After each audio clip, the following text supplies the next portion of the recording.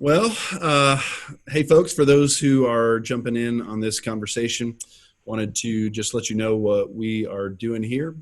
Orlando and myself, we are joined here by Charlie Mitchell and by Trevor Chin from Epiphany Fellowship up in Baltimore. We're so thankful for these men. They are expansion partners of ours, and we partner with them in a variety of ways through mission.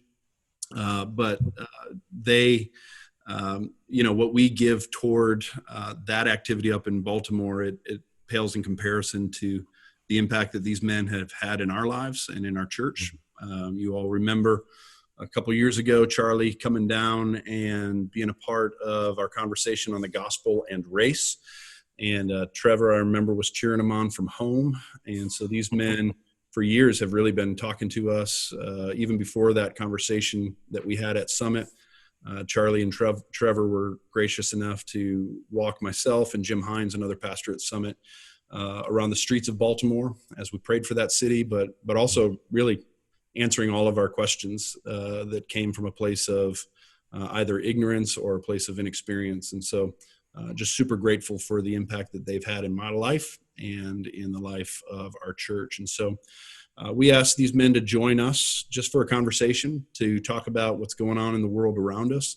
They pastor in a very different context. And so there are some things, obviously contextually, that may be different, but the gospel is the same in Baltimore as it is in Southwest Florida. And we rejoice in the cross of Jesus Christ and what that means for us and how it changes everything. And so we're just going to talk about how that informs the way that we view the world. It informs the way that we make decisions and navigate through really the chaos of what we find ourselves in. So just going to ask some questions, and you guys are going to have the opportunity to kind of watch in on our conversation. So hope it blesses you. So Charlie and Trevor, first of all, thanks, guys. Second of all, want to just ask how you all are doing. Want to ask how your families are doing, how your souls are in this season, what you all are feeling and thinking, and really just kind of go from there. So either one of you, just how are you guys doing? Go ahead, Trev. Hey, well, way to kick it off. Again, thank y'all for having us on here. It's been an exhausting season, comprehensively. It's been trying to navigate new waters and fresh waters every single day since March. So just compound interest, if you will, of difficulty and then with some emotional blows that's happened kind of over the last month or so, it was a little bit difficult. I was sharing with someone everything that you would have done to cope with these emotional blows, we're already tired of, because we've been using them and we're exhausted from them. I can't watch one more Netflix show. I can't watch one more, you know what I mean? Everything that you would naturally do. I'm tired of chips. I'm tired of dip. Like, there's nothing else that I can do now that I would have done to cope with something like this. So I think that's where a lot of the exhaustion comes from. I have young kids. My kids are 3 and 5. So it's been emotional for me and my wife trying to navigate kind of their innocence in this season. And then it's also, to be a little transparent, it's also been a little bit difficult for my wife, just because there was a lot of these emotions that she's had to suppress for a long time, our entire marriage, honestly. And she was a AFAM minor in college. So What's that, Trev? African American history. Help us, man. So, African American history minor. History and cultural experience. So there was a lot of things that she came out like, all black with the black toupee, coming out like that. So we get married and things shift up a little bit. But so this stuff has kind of started to kind of cause some of those feelings and emotions to kind of bubble back to the surface. So it's been interesting, but it's been exhausting, if I'm being honest. Mm-hmm. But it has been good. It's been good internally, but yeah, that's enough of an intro. But yeah. Thanks, Trev. It's bad when you can't do chips and dip anymore. Listen, I'm the chips and dip captain, Doc. Captain of the dip. Charlie, how about yourself? How's your family doing? How are you doing? And we're doing well. It's like Trevor said, it's an interesting season. We were already with the pandemic. I'm especially vulnerable. I'm experiencing kidney disease, and so for me, it's been even more of an intentional. Kind of being aware that I can't leave the house very often and being a lot more strategic with how we engage with the world and all of that stuff. And, as the leader of my household, I'm trying to navigate what it feels like to be vulnerable in this season, and being the lead pastor of our church. And we've done outreaches and deliver grocery and all that kind of stuff. And I've not been a part hands on the ground, feet on the ground, been a part of that kind of those efforts, just kind of being home, praying and waiting for an update. Yep. And so that's already been disorienting since March, and realizing, this virus could really do damage to me or take my life possibly. And so that was already disorienting enough. And then, we've got 3 small kids at home. 5, 7, and 9, and they are wild, Florida-born and raised kids. They run around barefoot with no shoes on, and they're loud. You know what I'm saying? And so that's another issue in and of itself. And then, but in light of all of that, we've done incredibly well. The Lord has sustained us. Our church is very resilient. We're resourceful. We're doing our thing. I would say, man, we've done some stuff in this season that we probably only dreamed of doing, 6 months ago. The amount of impact, the amount of care, the amount of love, and the unity that I've seen in our church is amazing. But the last 4 weeks have been incredibly hard on our church, on every kind of level. And I mean, the best word I think I have to kind of express it is just people are crushed. Yeah. People are, they don't know what to say. They don't know what to do. They don't know what to feel. It's to the point now where on Sunday, this coming Sunday, we've got a therapist that's going to lead our Sunday morning gathering, because it's just like trauma at this level, whether it's seen, distant, close to it, far away from it, it's at a scale that I've never had to shepherd people through, So beyond Charlie, even beyond like Freddie Gray, when that all happened a couple of years ago. So it's even beyond that. This is a different moment. So this is a different moment. Whereas before it was our city kind of internally kind of wrestling and reeling with the realities of this issue of race and justice and all that. This is a different moment because we're feeling that moment, but we're also feeling, systemic things that have gone on and been perpetuated. Because even with Baltimore last year, we had a series of police officers that were convicted and put in prison for unjust behavior and locking up people unjustly and mistreating citizens and all that kind of stuff. So there's a lot of distrust already in the ecosystem. And this is bringing back a lot of that. But then there's also a lot of fallout on the backside of that as well that we've had to deal with the trauma of. And our church has been in the kind of midst of that piece. But this, I will say, just talking to our folks last Sunday, people are crushed. Yeah, they're just hurting, angry, tired, sad, and everything in between. Yeah. That makes sense. So if you look at your church guys and think of the spectrum of your people, where they are, the spectrum, anywhere from, I'm just so sick of this. Your friend, Doug, we were texting the other day, said he's black tired. Right. So you have that on the spectrum all the way to, I don't see what the issue is. There's one bad apple. He did something wrong. But really there aren't issues. So where are your people in that spectrum? So do you have any people totally on the, I don't see what's wrong, or is everyone more toward the side of just being really tired? Yeah, Everybody's tired. everybody tired. Yeah. Everybody's tired. Yeah. I mean, it's so much so that the people that are typically more balanced, like, we've had these kinds of issues come up before. So 2015, 2016, kind of around the time when we had our initial gospel race conversation and like all of those things that were happening. Yeah. Even during those, we've weathered it, and a lot of people are in different spaces. So whether you're middle class and African American, whether you from the suburbs, whether you from the city, so you've got a spectrum of different responses to it. Yeah.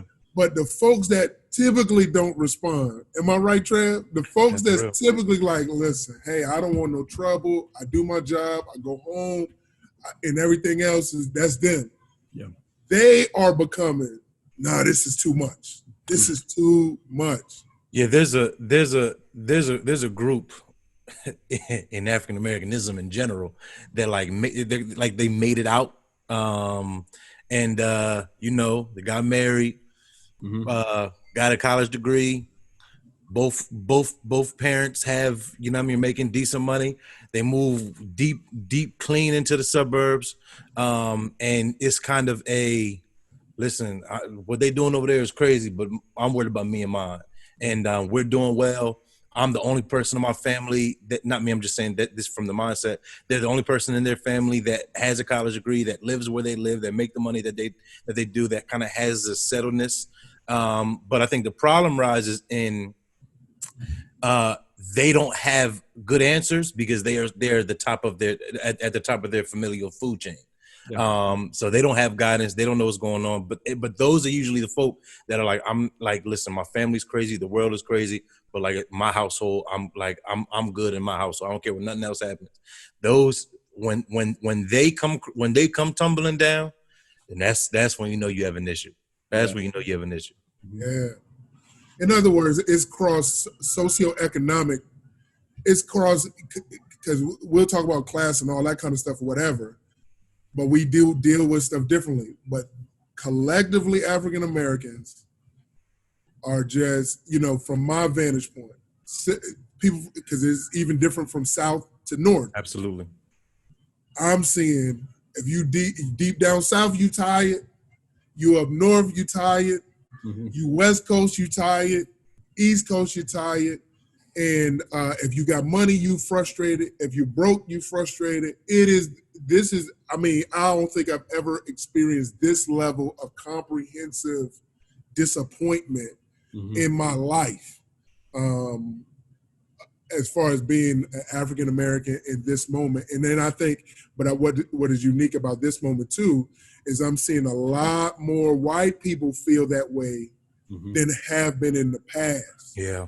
So whereas this was a harder conversation, I felt like a lot more resistance, I felt like, I'm seeing now a lot more white people voicing, stepping up and saying things and feeling things that I didn't see in 2015 and 16. Yeah.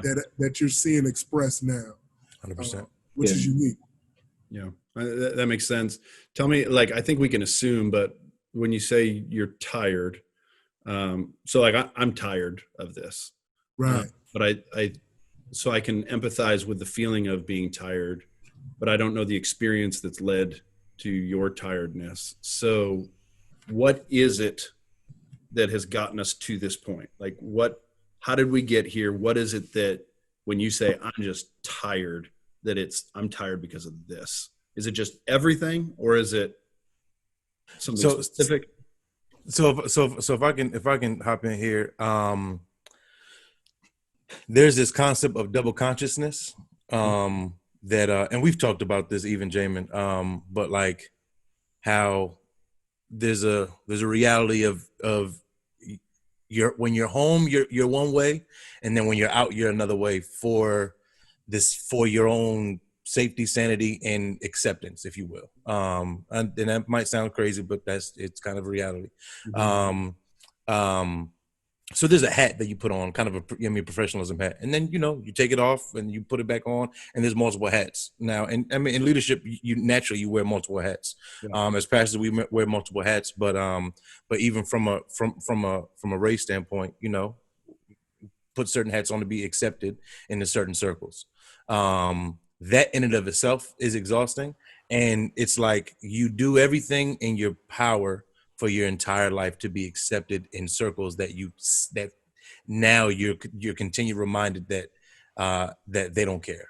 And like I've done all that I can, and it's funny because I joked about this even before. But if you're anywhere in the Enneagram world, any Enneagram worlders, I'm a 3, and acceptance is a big thing for me. You know what I mean? Like I do everything in my possible power to be accepted in certain circles, and then once it gets to a space where you've done everything you can, but it's still not good enough. And then you see worldwide that what no one is doing is good enough. There's a piece of exhaustion there. It was like, I've been fighting. And I have to add, to even bounce off what Charlie said, the ball has been moving forward. The chains have been moving. Things are progressing. We are much better today than where we were with Trayvon Martin. Now, I'll argue that's a big deal. Since civil rights, I voted yesterday. I own a house. You know what I mean? Charlie's married to a Wisconsin white woman. All of these things would not have been possible. So the ball is being moved forward, but oftentimes it could feel like there's just no hope. I mean, there's no hope for this bond. Yeah, I read Psalm chapter 10, and it reminds me a lot of what I see people protesting, and a lot of what we hear people saying. What does he say? Lord, why do you stand so far away? Why do you hide in times of trouble? In arrogance, the wicked relentlessly pursue their victims. So there's that tired piece. Like it feels like no matter how far I run, no matter what, if I get a degree, if I dress right, if I talk right, it doesn't matter, Let relentlessly pursue their victims. Let them be caught in the schemes that have been devised. And he goes on to say, so he is oppressed in Psalm 10:10. So he is oppressed, which means worn out. It means literally worn out. Like I don't have nothing left, So he is oppressed and beaten down. Helpless people fall because of the wicked one's strength. And so I think that's the tenor, the spiritual tenor of where it's like, man, to hear Black mothers talk about, I can't protect my children, and to go, man, I try to tell them, I try to teach them, but I don't know. And so, as parents, the thoughts that we can think, what is my child going to do if they're in this situation? Yeah. And then when you see a person like Ahmaud Arbery, these are 3 very distinct, pictures right now, because you got a young man who is running. And for me being from Southwest Florida, how much construction went on in Southwest Florida? Yeah. And how many times did you drive by and go, it'd be great to go walk in here and kind of see what this thing looks like before I did that on countless occasions. You know what I mean? If you see a house being built on your street, and so to see that, and this guy gets killed in the street, and then to see Breonna Taylor, who was sleeping at home in the bed, like, you know what I mean? It's like, so what happened? You don't have to be out. You don't have to dress right. You don't have to say anything. You could just, and then George Floyd to be handcuffed and on the ground, and then for people to plead, and so you got these things where it's like, okay, we've got various scenarios. College student, lady at her house, this is a comprehensive kind of situation where I think now you're going, I'm oppressed, I'm beaten down, I'm helpless, and I'm falling because this is too much for me to handle. And so it's just, I think this is a collective moment of grief, lament, pain, sorrow that we're all kind of enduring together. And I think there's a PTSD moment there as well, because I had a chapter meeting for my fraternity last night, and I posed the question. I posed the question of what was the age that you had to have the race conversation with your kids, and And the numbers were pretty low and all that kind of stuff.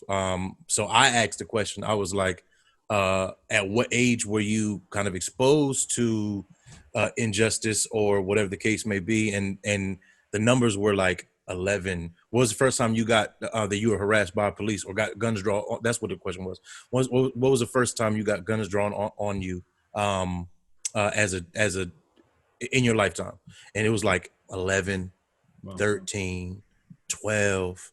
And I mean, watching these things, and that's why I often, like, I try not to watch them sometimes, but sometimes I feel like I have to, just to kind of, because I mean, you got to be able to speak into some of these situations. But I remember right this second, I can tell you the color of the head of the bullet that was in a cop's gun that got pulled on me. And now they're dismissed, praise God, but I was in the wrong place at the wrong time, and I got charged for armed robbery. Coming from church, I get pulled over, and 30 cop cars, state troopers, and all the rest of that kind of stuff, throwing me all over the ground and get me having all this, and had to get a lawyer. And I mean, Yeah.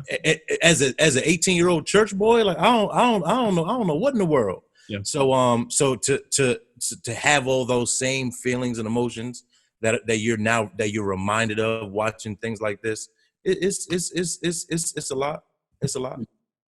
Man, that makes a lot of sense.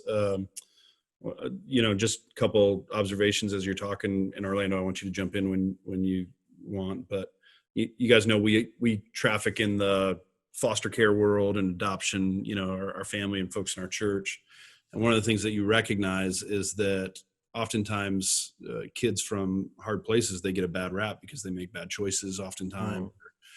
They act out in certain ways. And until you actually recognize that that's an issue of trauma and not necessarily willful disobedience, more so survival, and that comes from trauma, then you start to look at it in different ways and recognize this child's actually been conditioned to have to survive and have to make choices that maybe someone who hadn't gone through that type of trauma, they wouldn't make those choices, or maybe they would.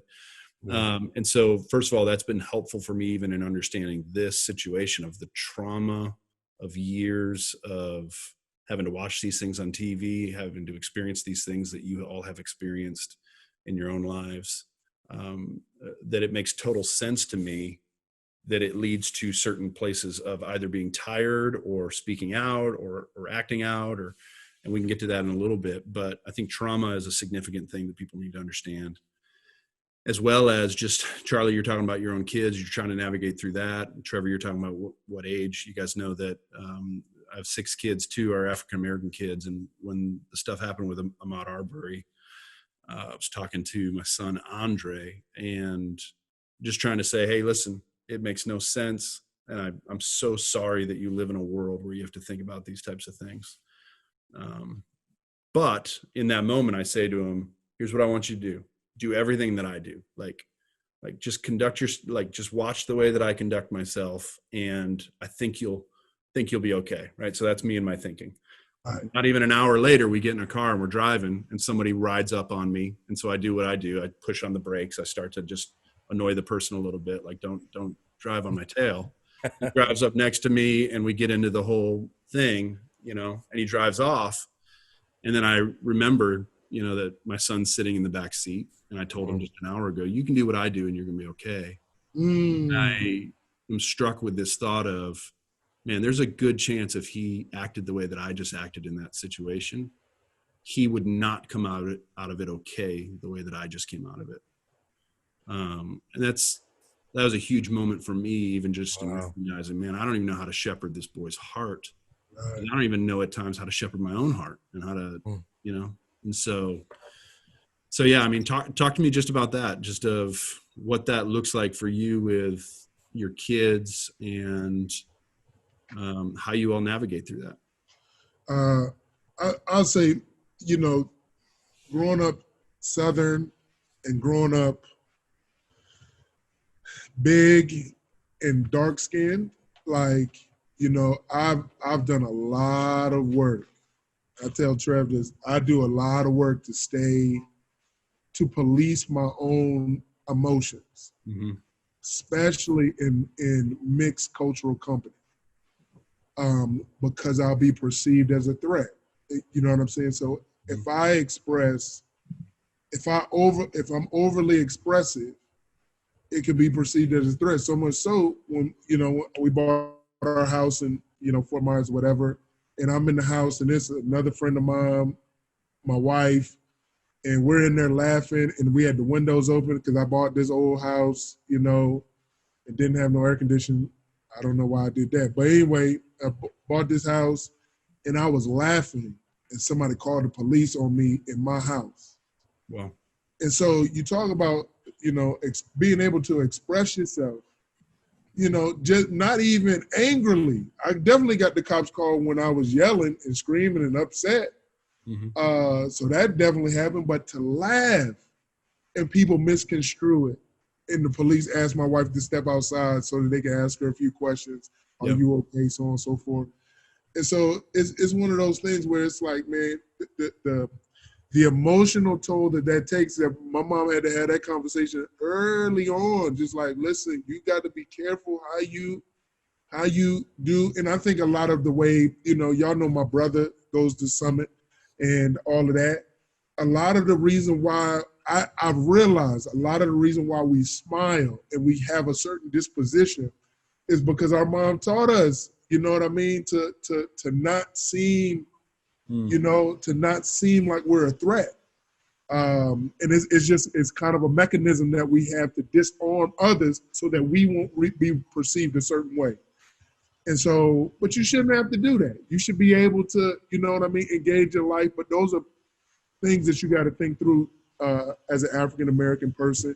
African-American women get the same way. If they speak up too much, they're an angry Black woman. You know what I mean? With attitude and disrespectful and all this and that. Or she, I realized my wife can send an email. She can send an email. Those emails are like lightning. They make things happen. You know what I'm saying? And then, but if a Black woman does the same thing, she's an angry Black woman. But as a white woman, my wife is justified and reasonable for making the same complaint. And so those are complexities where when you see it now, African Americans or minorities aren't allowed to have the full breadth of emotion in these kinds of moments. They're supposed to have composure.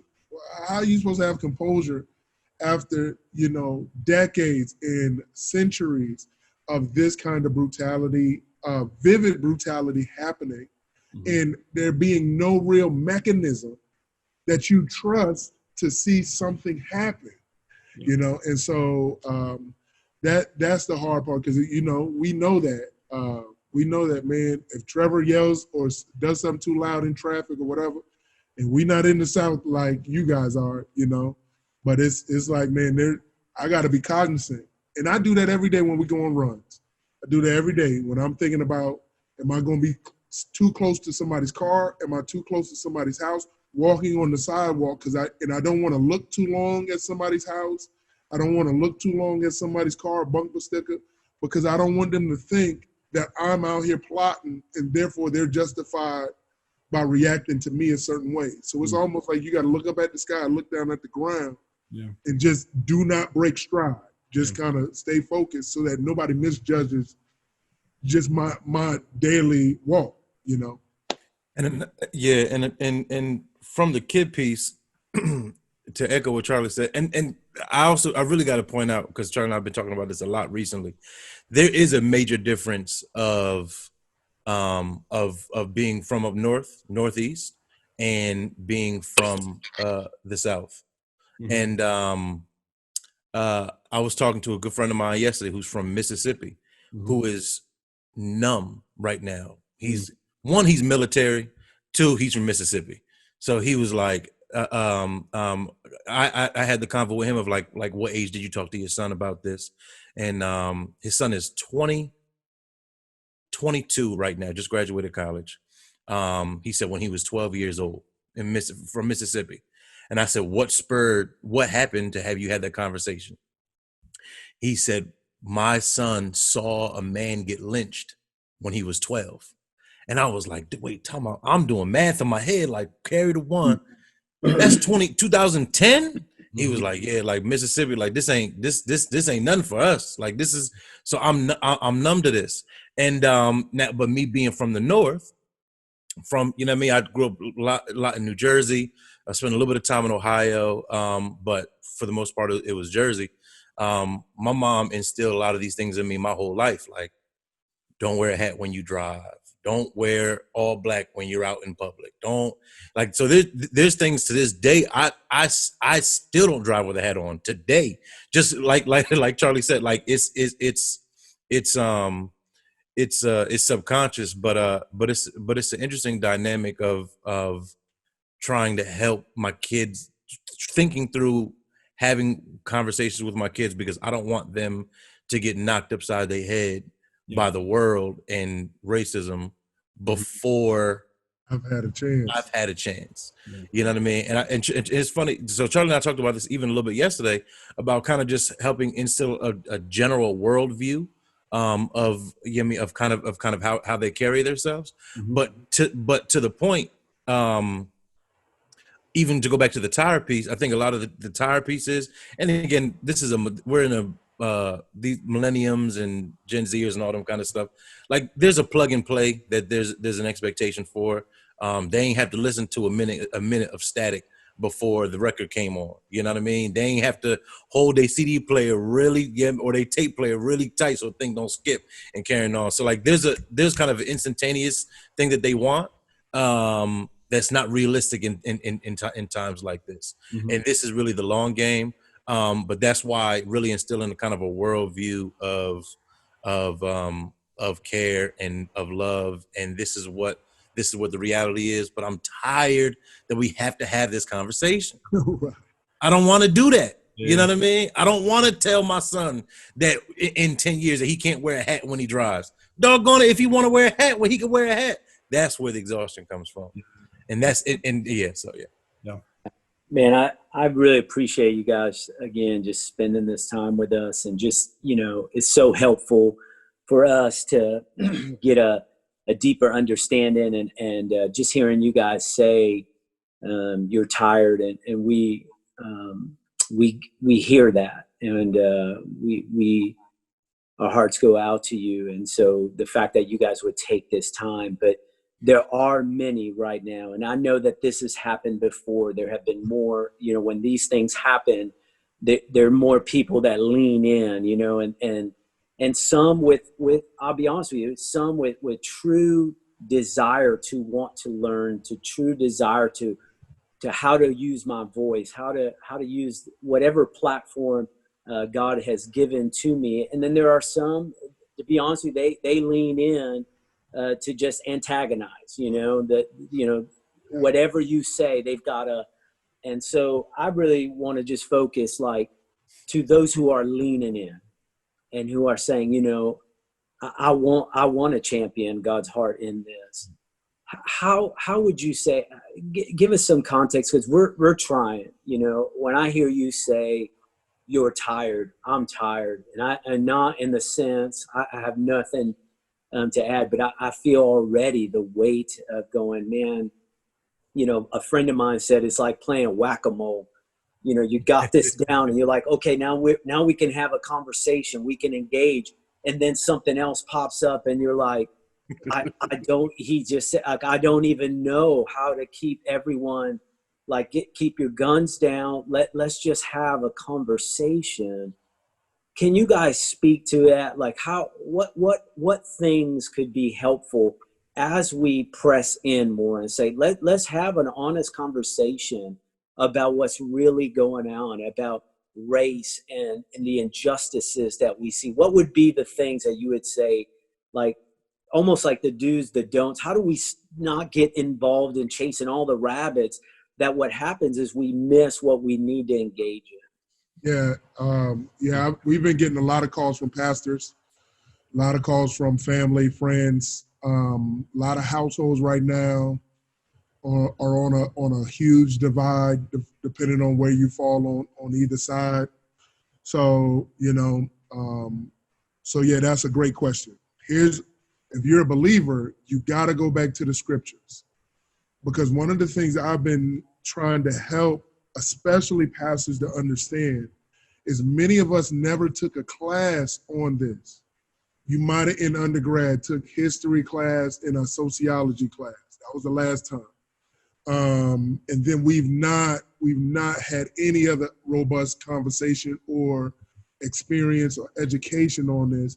And now we're in a situation, I told this to Trev yesterday, you take those classes in the summertime where you get full credit, but it's going to be a 6-week course. This is where we are, because the first day of class, you got a 12-page paper due, and if it ain't been done, you're going to fail the class. And that's how a lot of pastors are feeling. It's like, man, I don't know what to say. I don't know what to do. If I say the wrong thing, I'm automatically a liberal and abandon the gospel. And so here's what I'm saying. You got to go back to the gospel, to the scriptures, and take back the words that we gave to the world that they have co-opted and politicized. What I mean by that, justice, diversity, unity, all of those things, that we gave those words to the world, not the left, not the right, not conservatives, not progressives. We created that vision of progress in the world. That's a Hebraic Christian worldview that can only give that. So right now, when you see the protesters, they are stealing, or another way to say it in a more, kind of political way, they've culturally appropriated what we produce, what we created. So now Christians are so politicized. When you say justice, that means you're a leftist progressive. Yeah. Well, wait a second. Jesus said, I came to blind the brokenhearted. I came to restore sight to the blind. I came to set the captives free. I came to, announce liberty to the captives. So he's doing a lot of things that we would say, man, why does the 13th Amendment still allow for people to be put into prisons at this rate? Why are we being in prison with these kinds of policies and laws? But those words come from, justice comes from the scriptures, not from the world to us. Yeah. So we've got to get that. Another thing you got to do is we got to look at the scriptures in its context. Why do I say that? Because you've got to be able to affirm for people of color in your church that there are people of color in the scriptures. Mm-hmm. And so this isn't a weird conversation. Where will we go? Galatians. What happened in Galatians? Paul confronted Peter for his distancing himself from being with the Gentiles. Why? Because they looked down on the Gentiles. They wanted to separate themselves. That's a sociological issue that abandoned the gospel. That's not a political statement. You think about Moses marrying a Cushite, an African woman, and his sister-in-law getting upset and judging him because he had married this Cushite woman, and God cursing her with leprosy. In other words, he turned her skin, and the Bible says, pale white. And so you've got to be able to say that, because what you're saying, what you're doing, if you're preaching that, Jamin, Orlando, you preaching that, and I'm a person of color, and you mention that she was a black woman, or you mention that, you're letting me know, yeah, I see it, and you affirm it.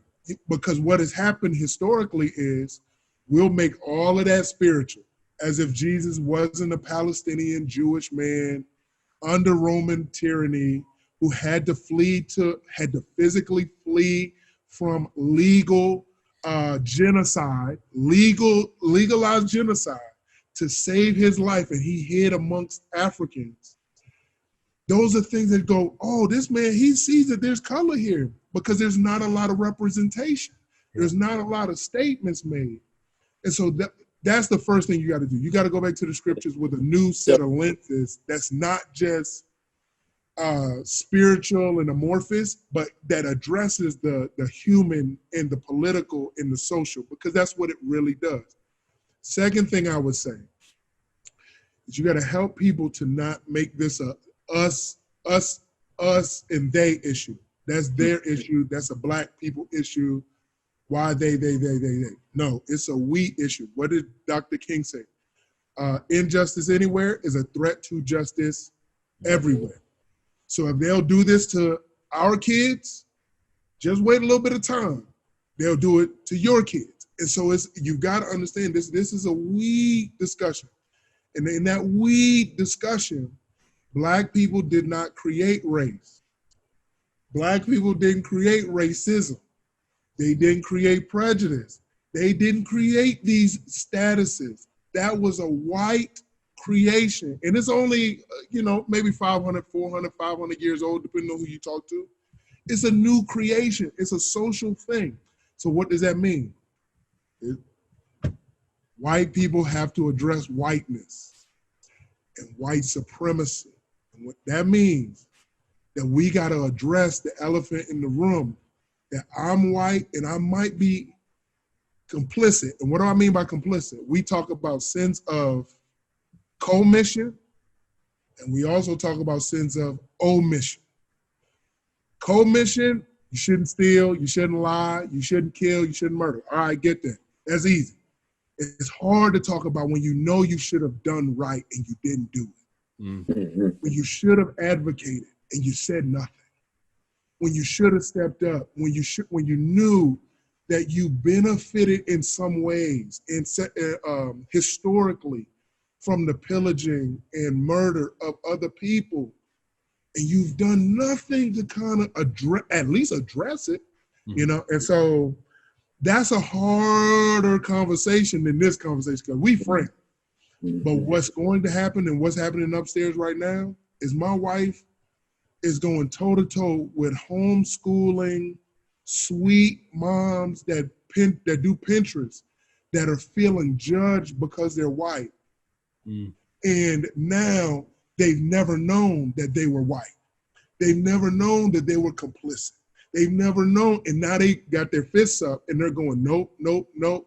You can't judge me. You can't make me apologize. And we can't even have a conversation.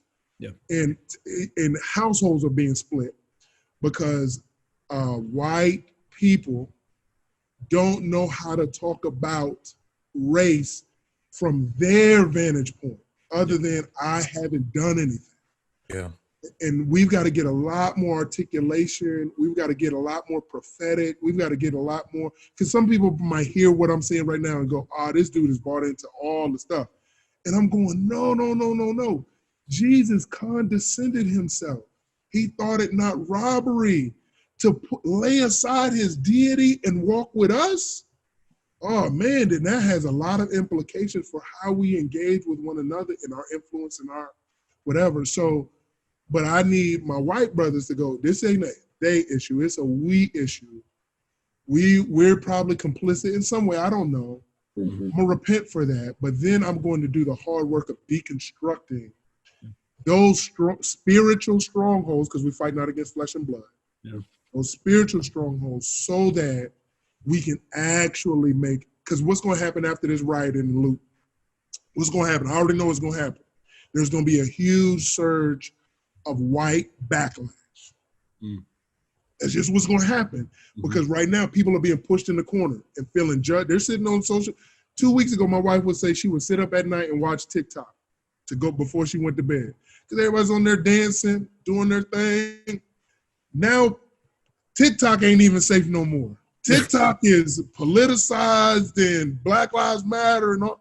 So the sweet little lady that was dancing to the baby and dancing to all these rap songs and doing little stuff together with their kids, now they're being judged and criticized and all of this. And I understand, but it creates hardness of the heart and not an openness to conversation. And so we as people of the scriptures have to go back to the scriptures and go, okay, how do we address sins of omission? How do we sit in contrition when it's just sad, it's just hard, and I don't feel comfortable? Like, how do I sit in that? And then I just want everybody to be like, okay, it's over, and it's not going to be like that. Mm-hmm. So those are the two big things that I would say we've got to deal with: scriptures and dismantling and addressing like the white side of it, not just the black side of it. Yeah, and I agree. And I think that if if we're being very honest, I think it'll be to 100% amen everything Charlie said. But like I think it's going to be a difficult season because there is a lot of anger. Yeah, I mean, on every side, it's going to be a difficult season, especially if you haven't talked about this or started these conversations. I mean, I'm grateful for y'all. Shoot, I was looking for I had to strip y'all convo with Charlie from 2015. That was big Charlie then, so I couldn't even. Yeah, I mean, he dated himself, but there's a part of anger that a lot of what you say can and will be taken out of context, even in the kindness of heart. I had a friend of mine, one of our coaches down here in the city, and he posted. There's two things that he posted. Well, the one was a good friend of his was actually a chaplain in the police station that got burned down In Minneapolis. in Minneapolis. So he said, "Pray for my friend." Immediately, he picked sides. That's you with them, all that stuff. And then the very next day, he was in a Christian rap group coming up, and he in a documentary. White dude, by the way, he's Oh, a big yeah, old white dude. And a documentary came out, and he posted the documentary just like it was a time in his life that he wanted to share that a lot of people don't know about. And then now what happens? Now you're showing that you got black friends, and now you're. So listen, it's going to be that's what I'm saying. And I told him, I said, it's going to be a difficult season because there's a lot of anger. And then the reality is a lot of people haven't had this conversation early enough. Mm-hmm. And if we're just now having this conversation, I'm not saying we're too late because we're not too late, but now it's fourth and goal. You know what I mean? It ain't kickoff. Kickoff was, you know what I mean, was then. So that's the one thing, like be able to kind of have a little bit of thick skin just to kind of endure that. Because to go back to what Charlie said, like don't put your fist up right away because you are going to get pushback. You will get pushback. But the other big piece that I've been having conversation with a lot of people about is like we all have unique gifts. And we're all creative in certain spaces, and we all have influence in certain worlds, and we all have a voice that can be heard in certain worlds. To use those gifts to as left or weird as they are, as creative as they are, whatever the case, use those gifts in this season. Everybody want to be king. Everybody can't be king. Everybody can't march. Everybody. I was joking with someone yesterday. I'm not marching because I threw my back out. So I got to figure out a different way. That's why I'm sitting in this chair right this second. I'm trying to make a call for even creatives. Like we need a soundtrack. We need a video. We need photography. Like we need to capture this moment in history. 2020 is going to be in history books. It's going to be history books this year. But we all have different places that we lead and different spheres of influence that we lead, and to be able to kind of lead some of these conversations and lead with love and lead with empathy. Yeah, man. So good. So good. Hard to even process that. And it's hard to hear. I mean, there's a lot in there that's hard to hear. I'm 42. I don't remember ever a conversation on race growing up. I just don't remember it. And I think in many ways it's because I was in environments that didn't think they needed to talk about it. And so I think there's a lot to own in that. And I think there's a lot to just wrestle through. And I think you're right. The first instance is to put no matter who you are, just put your fists up. Right. And so how do we not view things through the kingdom of the world and instead view it through the kingdom of God? Right. Can we talk, so let's talk about, police and officers and things like that. So we know, I'm sure you guys would affirm that not all police are racist, and I understand a lot of folks feel pushed into a corner like that. We know that not all are, and I would even say most are good people who want to serve the community, from my experience. Talk to me about how to reconcile The fact that there are individuals and there are policing practices, even used by good people, that continue to build into just the devastation that we see. So just talk to me about that. As Black men, how do you view the police, and how are you thinking about those types of things right now? Well, it's what Trevor said early on. We have double consciousness. Yep. So I know the role of the police. I know the role of the police, but I live in the real world. So I know the role. I went through DARE in middle school, like, you know, where the policeman came to class and told me, just say no. Like, I know about the police, but I also know that they could perceive me as a threat, and that's been a historic place where you've seen tyranny exercised. And that's why I said, even from the scriptures, you know, Roman citizens were Roman guard were sent out to kill children, including Jesus. Same with Moses. He was sought after by the government to go and kill these babies. And so, you know, law enforcement isn't, since Genesis 3, law enforcement is broken. The same way as we're a group of pastors on here, we bear the brunt of other pastors that have abused and maligned the word of God and mistreated people. But I'm not that guy, you know? And so we don't throw blanket statements. Trevor's next door neighbor is a good police officer. You know what I'm saying? That's a nice fella, you know? And I've got friends of mine that were in law enforcement. So that's the case, but you wrestle with that. And so when we talk about total depravity as theologians, that includes law enforcement. Yeah. And that means because of that, we have to pray, but we also have to get active about, man, let's address those inequities or those policies that allow these moments to happen so that we don't have these moments. Yeah. And I think that's where it gets misconstrued, because I see kids in the protests, abolish the police. I'm like, abolish the police? Wait a second, because I don't know about you, but I got a car alarm. I got locks on my doors. I got the whole deal because I don't trust y'all. So it's like, man, that's not white people, black people. I don't trust people. You know what I'm saying? Not with my wife and kids in this house. And so I think that's a naive statement. That's an overstatement. Yeah. But what we can do is we can change policy. We can address bias. We can have these conversations so that if you know, as a doctor doing surgery on our bodies, we want to make sure that they're certified, board certified, that they know what they're doing. Because if you do something wrong, it could mean a loved one's life. Yeah. Same with the police officer. Brother, you can't be judge, jury, and executioner on the street corner. Like, you can't do that. And there's a way to do it that we have to just learn, figure out, try, pilot. And a lot of that is going to be, and I think for Christians, we kind of go, well, let's just pray. Yeah, pray and go policy. You know what I'm saying? Policy, because everybody's heart ain't Christian.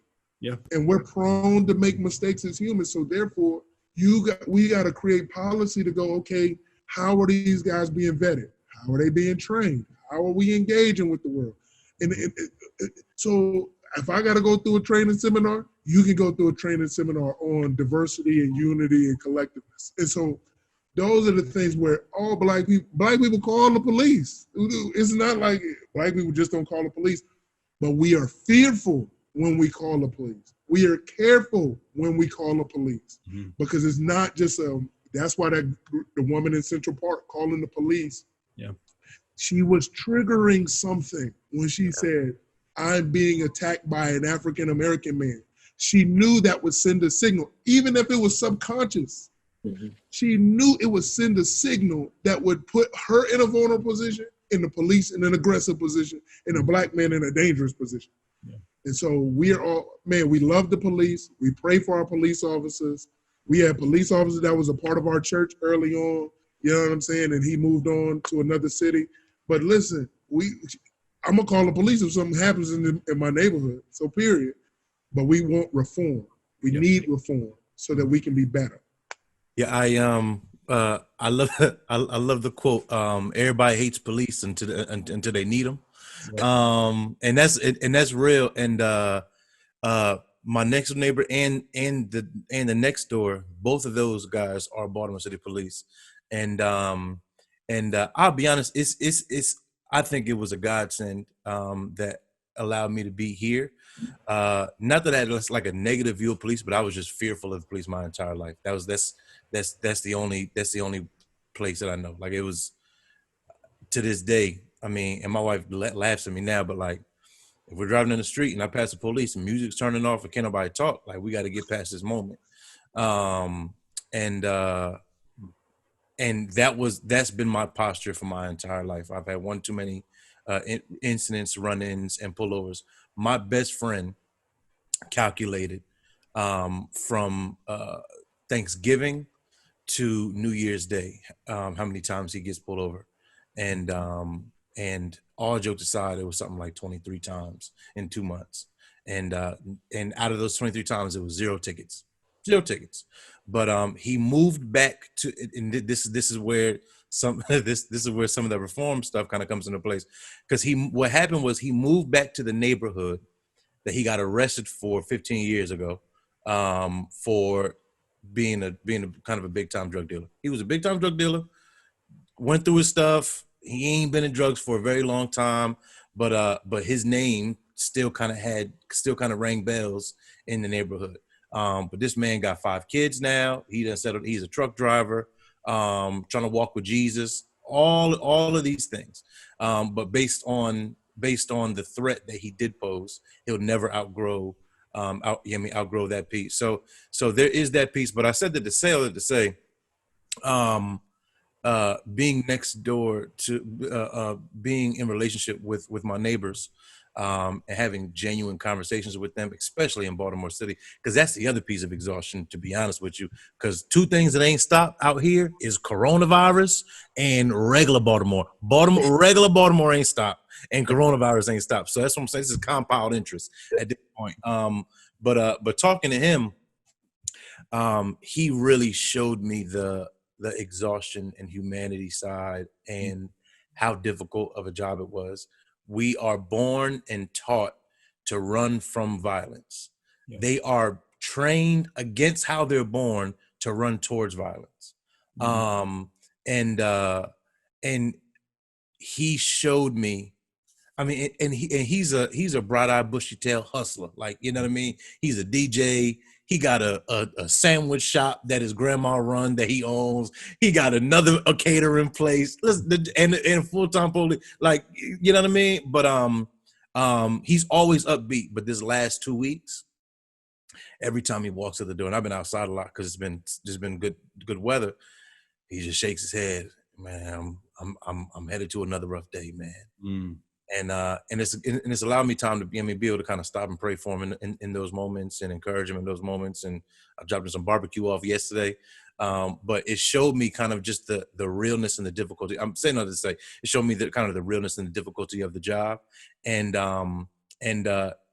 we feel it, I believe, as pastors also. But like, there's this occupational numbness. Yeah, you know what I mean. This when you reach the end of yourself, and that's what kind of burdened me a lot about watching the video of George Floyd, was the stale look in the officer's face, and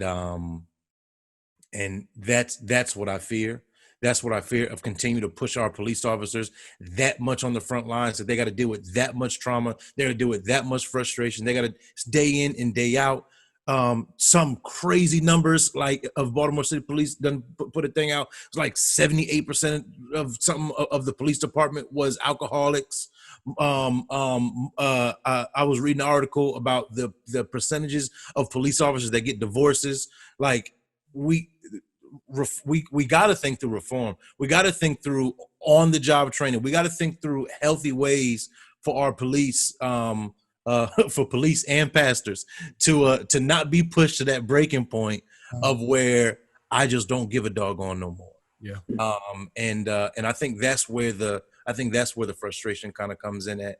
and the humanity piece and the heart piece that I have, especially for my Baltimore City Police that I'm friends with now. But to look hell in the face day after day, and to have no semblance of hope or nothing to ground yourself with, I couldn't imagine that. I couldn't imagine that. That's good, Trev. It reminds me when we had that gospel and race conversation years ago. Charlie, you may remember Aaron, who was on our staff at the time, a former police officer, and to listen to you two talk with one another, basically sharing the same experience in terms of an African-American man, for instance, leaves his home in the morning and his family thinks, please come home alive. And a police officer leaves his or her home in the morning and the family thinks, please come home alive. And that when both of those intense realities meet, oftentimes it turns explosive because people are responding out of their fear and out of their trauma and all of those types of things. And I do think it drives you to a place of grace for one another. Reforms, yes, absolutely. It needs to happen. But also an understanding of the condition of the soul that finds himself in that situation. Orlando, you wanted to say something? I didn't mean to cut you off. Yeah, no, I think I appreciate everything you guys have said, because I think holding those things in its proper tension is so important. My brother's a police officer. I remember when he first became a police officer, I was still living at home. This is before I was a believer. And I just remember no one in our house could really go to bed. And, when they first start the night shift until he would come walking through the door at 5 a.m. and we could hear him unloading his gun. And then you could rest, then it was like, okay. And it got so bad that he just knew for us, he's like, I'm just going to move out because I don't want you guys to live in that tension. And the tension is always there, regardless if we still live together or not. We know that.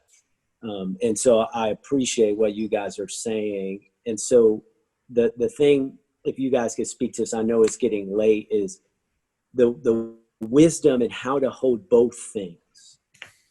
You know what I mean? Like, we do care about the police. I know we have great police officers that are a part of Summit. My brother's a police officer. And like you said, Charlie, I don't want to do away with the police because we need them, but we also want to hold up the reality of there is still reform that needs to happen. There is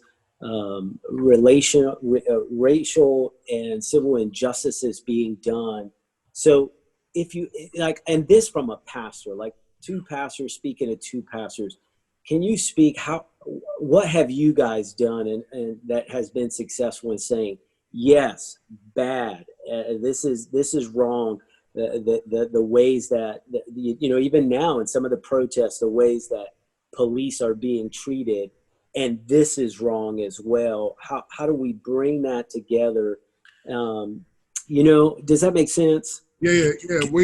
The hardest thing for us is trying to walk out the things that Jesus called us to, the things that the scriptures call us to, because it's hard, because so many of these conversations, these are simple conversations if we're talking strictly from the scriptures.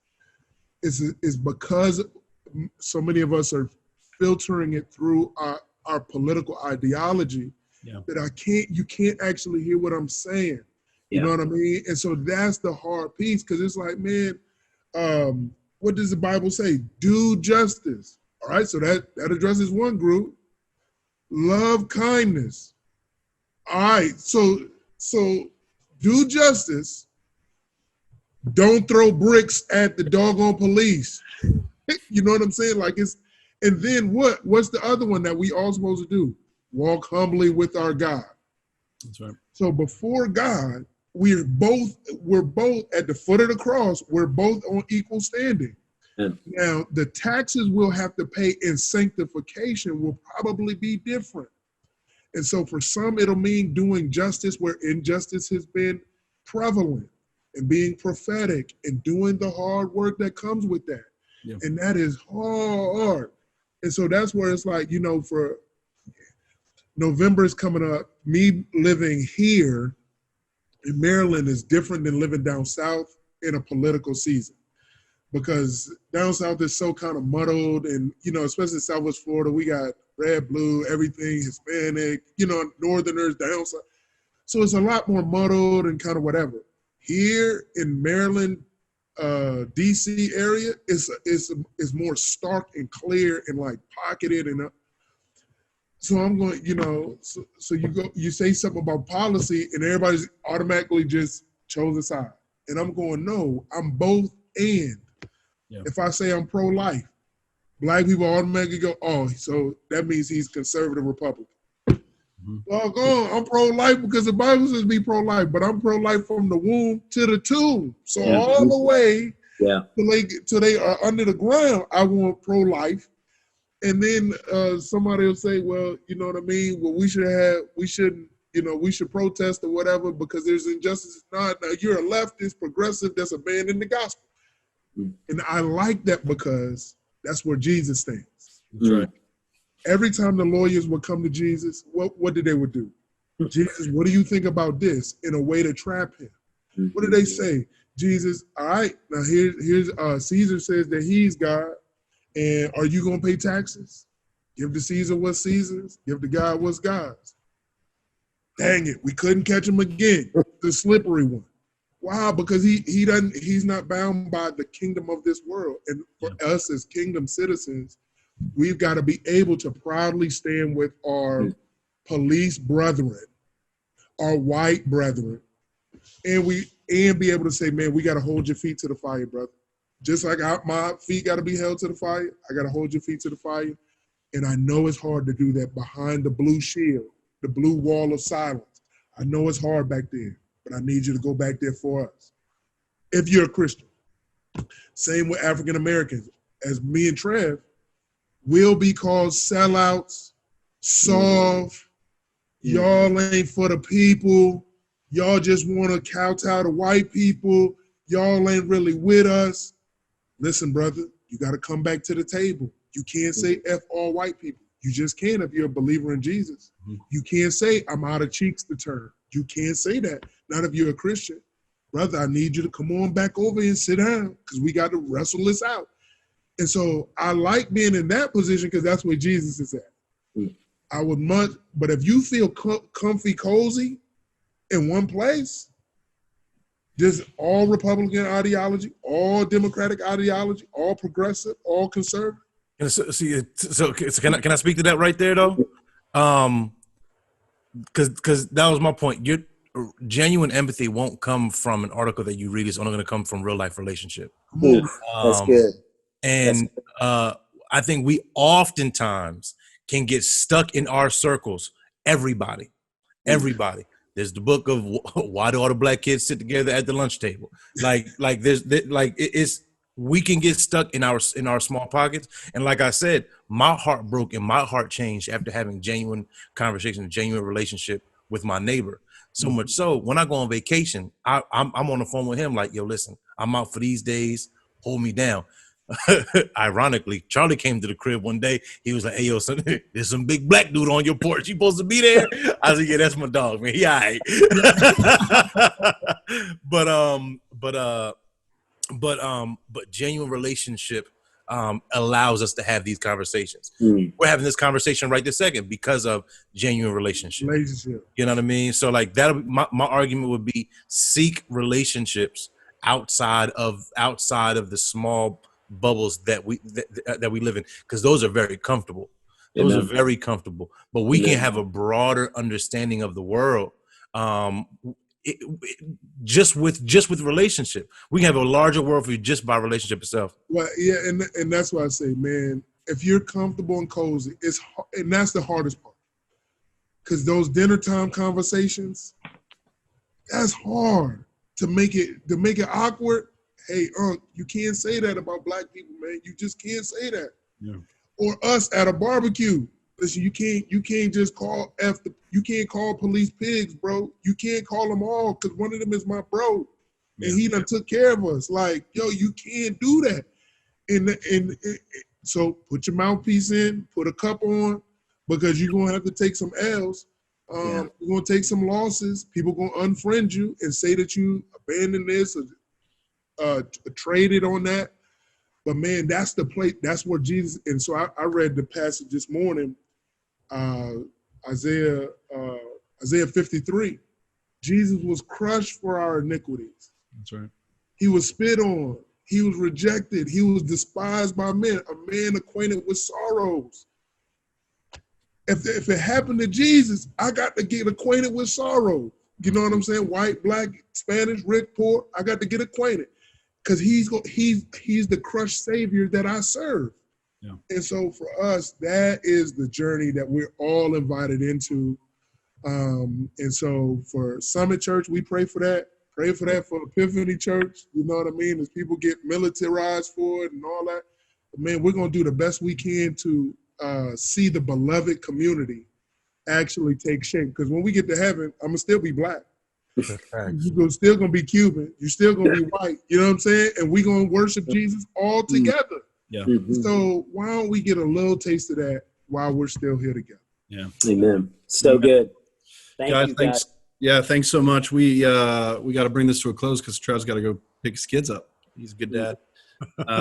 Want to thank those of you who've joined us for this conversation and watching, and hopefully it was a blessing to you and encouragement, challenge.